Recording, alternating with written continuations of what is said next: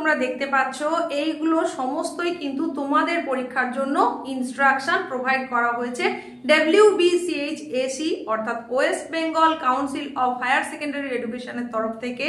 উচ্চ মাধ্যমিক শিক্ষা সংসদ বোর্ড এইবার যে থার্ড সেমিস্টার পরীক্ষা হতে চলেছে আগামী সেপ্টেম্বর মাসের এই 2026-এরই, সেই পরীক্ষারই গাইডলাইন হিসাবে কিন্তু এই নির্দেশিকাটা প্রোভাইড করেছে।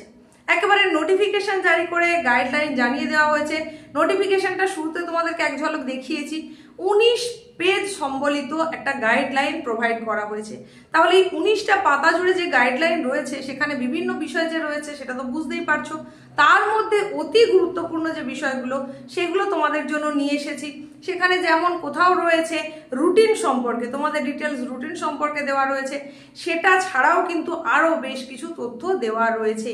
এবার জেনারেল ইনস্ট্রাকশন, সাধারণ কিছু নিয়মাবলী যেগুলো মানতেই হবে, সেই রকম বিষয়গুলোই কিন্তু এখন তোমাদের কাছে তুলে ধরতে চলেছি। কারণ সময় একেবারেই নেই, তোমাদের হাতে খুবই অল্প সময়, 1 মাসও আর নেই। যখন বোর্ডের তরফ থেকে তোমাদের জন্য প্রোভাইড করা হলো এই ইনস্ট্রাকশন, এই গাইডলাইন, তখন সেটা তোমাদের কাছে পৌঁছে দেওয়াটা, তোমাদের জানানোটা খুব জরুরি বলে আমার মনে হয়েছে।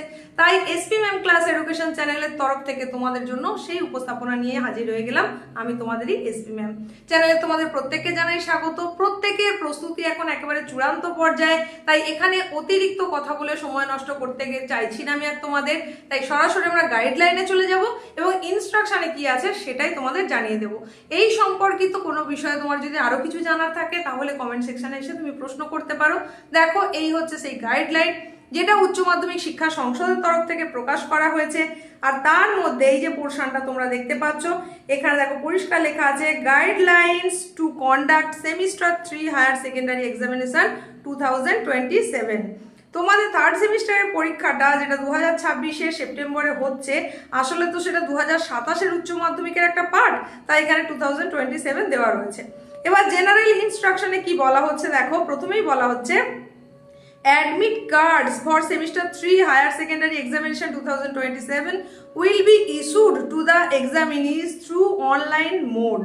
The head of the institutions will download and print the admit cards of their students by visiting the council's portal using their existing login ID and password.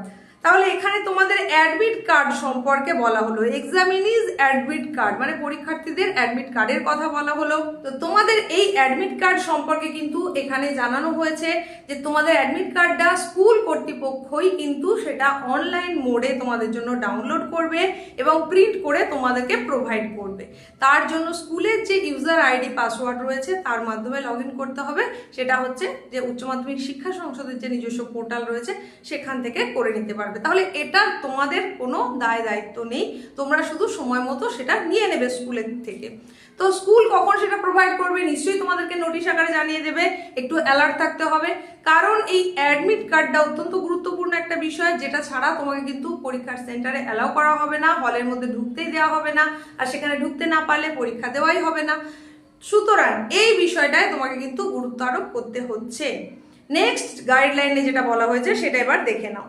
এখানে কি বলা হচ্ছে, carrying of valid admit card, এবং যে admit কার্ডটা তুমি নিয়ে আসবে সেখানে কিন্তু অবশ্যই কি বলা হচ্ছে দেখো, duly counter signed by the respective head of the institution, সেটা কিন্তু প্রত্যয়িত হতে হবে। রেসপেক্টিভ যে ইনস্টিটিউশনের হেড রয়েছেন তার দ্বারা সেটাকে প্রত্যয়িত হতে হবে।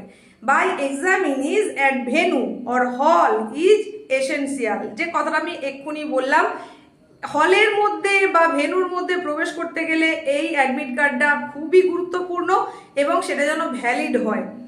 আর কি বলা হচ্ছে, examinees will also bring registration certificate and blue or black ink ball point pens with them. তাহলে এটাও ভালো করে বুঝে নাও, তোমাদের সঙ্গে তোমাদের রেজিস্ট্রেশন সার্টিফিকেটটাও কিন্তু নিয়ে যেতে হচ্ছে।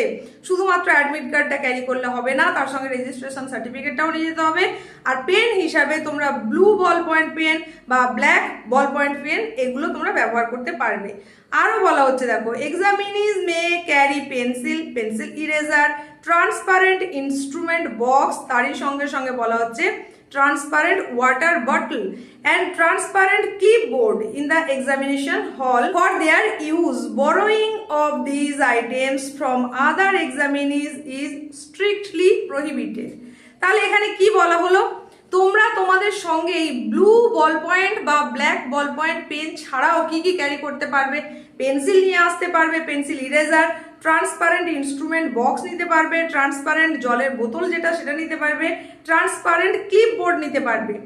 আর এইগুলো যদি তুমি না নিয়ে এসে অন্য কোনো পরীক্ষার্থীর কাছ থেকে নিতে চাও সেটা কিন্তু একেবারেই গ্রাহ্য করা হবে না, স্ট্রিক্টলি প্রহিবিটেড, এটা বলেই দেওয়া হলো। শীতে দেখো কি বলা হচ্ছে, examinees must follow instructions written on the reverse other page of admit card. তার মানে অ্যাডমিট কার্ডে তোমাদের ফ্রন্ট পেজে তোমার সমস্ত তথ্য থাকছে, তার যে রিভার্স মানে ব্যাকে যেটা থাকবে ইনস্ট্রাকশনগুলো সেগুলো তোমাকে কিন্তু অবশ্যই ফলো করতে হবে অ্যাডমিট কার্ড পাওয়ার পরে। তাই অবশ্যই সেগুলো ভালো করে পড়ে দেখে নেবে কি কি ইনস্ট্রাকশন থাকলো। They are prohibited from bringing any printed or written textual material, kits of paper, plastic pouch, calculator, pen drives, writing pad, log table, electronic pen or scanner, mobile phone, Bluetooth, earphone, microphone, pager, smartwatch, camera, goggles, meta goggles, bag, handbag, health band, any other electronic device, gadget, etc. into examination venue or hall. তাহলে এখানে কি বলা হলো, এই যে দাগ নম্বরটা এখানে শুধুমাত্র বলা হলো কোন কোন জিনিস তোমরা একেবারেই পরীক্ষার হলে বহন করতে পারবে না। সেখানে এক গুচ্ছ জিনিসের কথা বলে দেওয়া হয়েছে, তার মধ্যে খুব সহজে যেটা বলা যায় সেটা হচ্ছে কোনো ইলেকট্রনিক গেজেট তোমরা নিতে পারছো না, তারই সঙ্গে সঙ্গে কোনো রকম ক্যালকুলেটর ব্যবহার করতে পারবে না, আর কোনো নোট লিখিত আকারে কোনো নোট তোমরা কিন্তু ক্যারি করতে পারবে না। সেটা হতে পারে হাতে লেখা বা প্রিন্টেড কোনো রকম কাগজ যেন তোমার কাছ থেকে না পাওয়া যায়, সেই সমস্ত ইনস্ট্রাকশনগুলো কিন্তু দেওয়া হলো এই শীতে।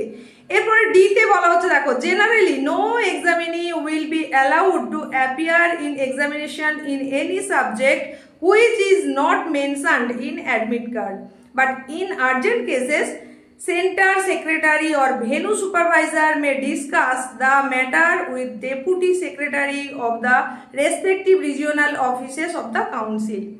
তাহলে তোমার অ্যাডমিট কার্ডে যে সমস্ত সাবজেক্টের উল্লেখ থাকবে শুধুমাত্র সেই সমস্ত সাবজেক্টের দিনেই তোমাকে অ্যালাউ করা হবে পরীক্ষার হলে।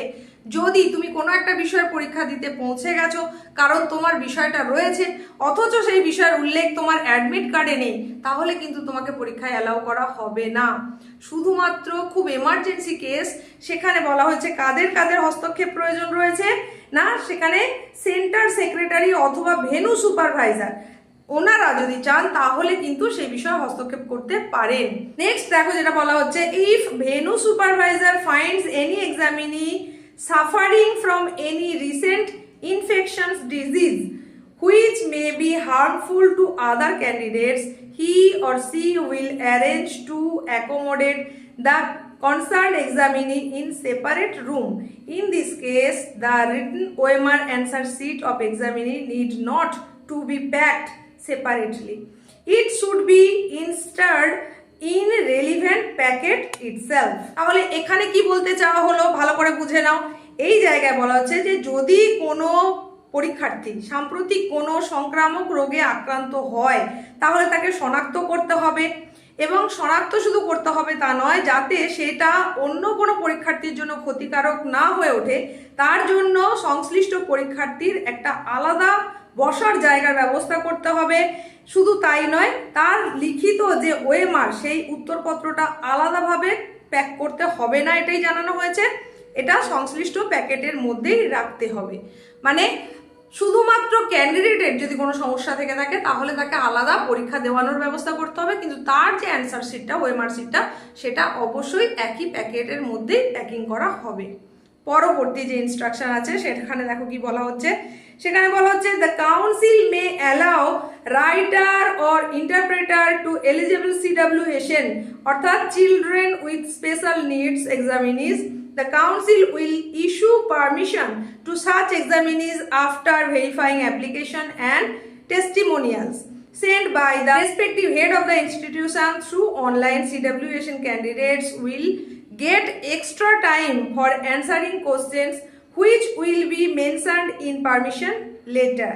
তাহলে এখানে পারমিশন লেটার যদি থাকে তাহলে কোনো CWSN মানে আমরা যেগুলোকে বিশেষ চাহিদা সম্পন্ন পরীক্ষার্থী বলে থাকি সেই সমস্ত পরীক্ষার্থীর জন্য রাইটারের ব্যবস্থা করা যেতে পারে, তারা এক্সট্রা টাইমও পাবে, তবে তার জন্য কিন্তু একটা পারমিশন লেটারের প্রয়োজন রয়েছে। এই রকমই আরও অনেক কিছু ইনস্ট্রাকশন রয়েছে। জেনারেল ইনস্ট্রাকশন হিসাবে যেগুলো মানতেই হবে সেগুলো তোমাদেরকে বললাম। অ্যাডমিট কার্ড রেজিস্ট্রেশন ছাড়া, এই দুটো কার্ড ছাড়া তোমাদেরকে পরীক্ষার হলে অ্যালাউ করা হবে না। কোন কোন জিনিস বাধ্যতামূলক তোমাকে নিয়ে যেতেই হবে সেগুলো বললাম। কোন কোন জিনিস তুমি একেবারেই হলের মধ্যে নিয়ে আসতে পারবে না সেগুলোও বলে দিলাম। এছাড়াও 19 পাতা জুড়ে যখন এই গাইডলাইন রয়েছে তখন বিভিন্ন জায়গায় আরও বিভিন্ন রকম তথ্য রয়েছে, বুঝতেই পারছো। সমস্তটা যদি এক জায়গায় এখন আলোচনা করতে থাকি তাহলে এই ভিডিওটা অনেক বেশি বড় হয়ে যাবে, তোমাদের শুনতেও ভালো লাগবে না, এত লং টাইমে তাই করতে চাইছি না। তো এর মধ্যে আরো গুরুত্বপূর্ণ যে যে বিষয়গুলো আছে সেগুলো তোমাদেরকে পরবর্তী উপস্থাপনার মধ্যে দিয়ে জানিয়ে দেবো। যেটুকু জানালাম এর মধ্যে যদি তোমার কোনো প্রশ্ন থেকে থাকে কমেন্টে এসে অবশ্যই জানিয়ে যাও। আর এই গুরুত্বপূর্ণ উপস্থাপনাটা যাতে তোমার বন্ধুরাও পেতে পারে তার জন্য প্রচুর পরিমাণে শেয়ার করে দাও, কারণ এই ইনস্ট্রাকশনগুলো প্রত্যেক পরীক্ষার্থীর জেনে রাখা অবশ্য করে প্রয়োজন। তাই প্রত্যেককে শেয়ার করে দাও। আর উপস্থাপনা ভালো লাগলে লাইক অবশ্যই করো। যদি তুমি এই চ্যানেলে প্রথম হয়ে থাকো সাবস্ক্রাইব করতে একেবারেই ভুলো না, তারই সঙ্গে সঙ্গে অবশ্যই নোটিফিকেশন বেল আইকনটাকে অল করে দাও। দেখা হচ্ছে এইরকমই গুরুত্বপূর্ণ নেক্সট উপস্থাপনায়। প্রত্যেকের প্রস্তুতি চূড়ান্ত পর্যায়ে খুব ভালো হোক সেই শুভকামনার সঙ্গে এখনকার মতো শেষ করলাম।